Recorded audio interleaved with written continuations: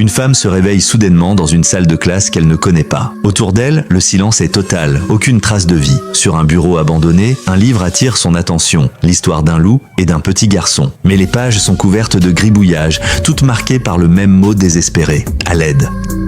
C'est alors que la cloche de l'école résonne brusquement dans le couloir. Cynthia ressent aussitôt une présence étrange, une force invisible qui l'enveloppe. Poussée par son instinct, elle sort dans le couloir, attentive aux moindres détails. Au bout du corridor, une faible lueur semble l'inviter à avancer. Sans céder à la panique, Cynthia suit cette lumière et pénètre dans une pièce plongée dans la pénombre. Au centre de la pièce, un homme chauve est assis, immobile. À ses côtés, un jeune garçon est enfermé dans une cage. D'un simple regard, Cynthia comprend qu'elle est arrivée là où elle devait être. Elle s'accroupit lentement devant l'enfant, le regard rempli de douceur. Elle lui murmure que tout ce qu'il voit autour de lui n'est qu'illusion, et que s'il trouve le courage de franchir la porte de sa prison, le mal qui l'entoure s'effacera. Mais le petit garçon tremble de peur, persuadé qu'il ne pourra jamais se libérer. C'est alors que l'homme tourne lentement la tête vers eux, son visage figé dans une expression sinistre. Soudain, une tasse explose sans raison, projetant des éclats de verre qui blessent Cynthia. Mais malgré la douleur, elle refuse d'abandonner l'enfant à son sort. Face à elle, l'homme dévoile peu à peu une expression monstrueuse, prêt à attaquer. Cynthia ferme les yeux